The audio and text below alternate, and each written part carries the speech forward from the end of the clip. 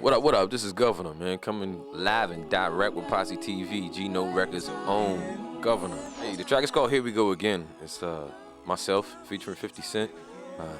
Who can say that? How many people can say that? That's pretty cool, right? Peace, Fifth. Thanks for everything. Always. Oh, man, we've been working together forever, man. I was the only dude that was singing on his tracks for the longest, Fifth.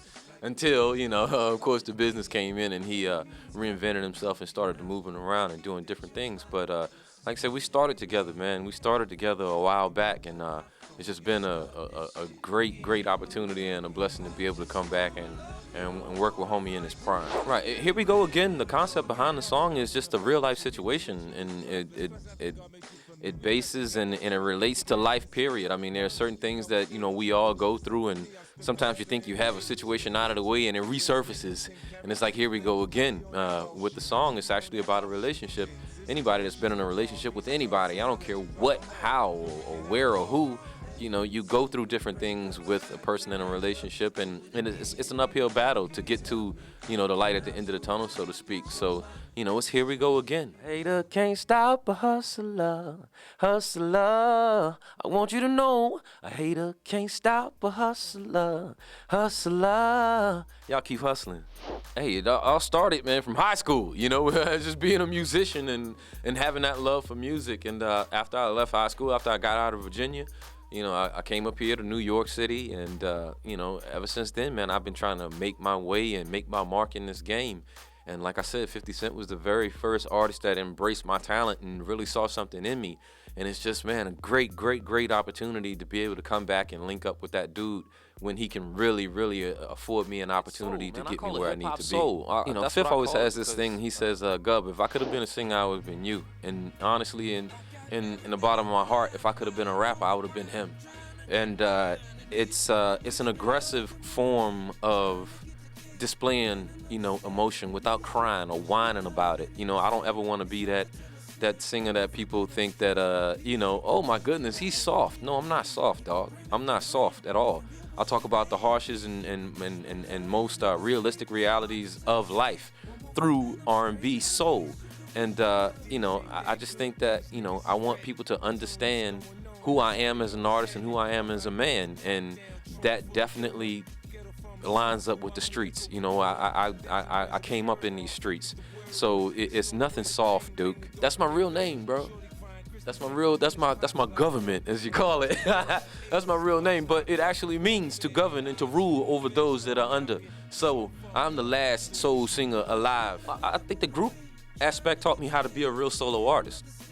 You gotta crawl before you walk sometimes. And being in that group, actually, I can remember one session that we had, I kind of ended up singing most of the parts because we had limited time. We had limited funds to be in the studio and get the project done.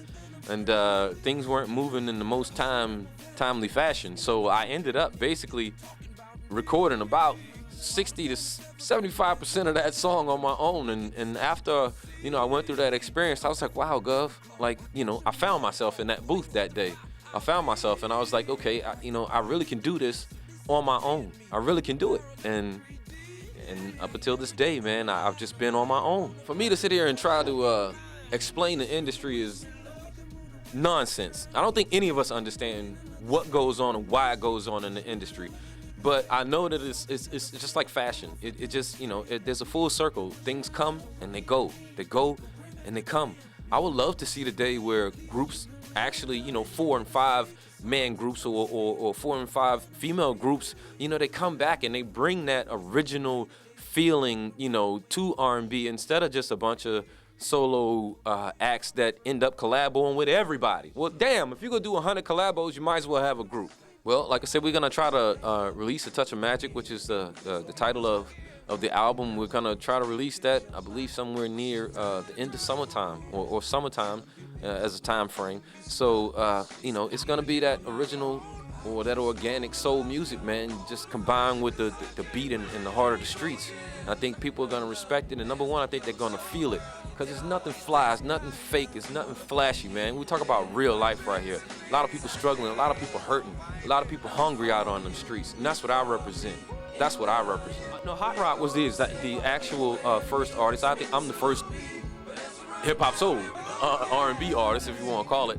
But I'm the first singer on the label, so that was an esteemed pleasure to be able to have. So, like I said, once again, Fifth, thanks for everything, man. Thanks for everything. This song, I believe, will definitely be on the album. You know, it's a template to what this album is going to produce and the sound that it's going to affect people with. I think the Here We Go Again single is the ultimate kickoff to the songs that are actually going to be heard, because it's an up-tempo track, but yet and still it's an up-tempo hip-hop feeling track that actually talks about an R&B relationship, if you want to say it like that. And I don't care if you know, hip-hop, R&B, or country.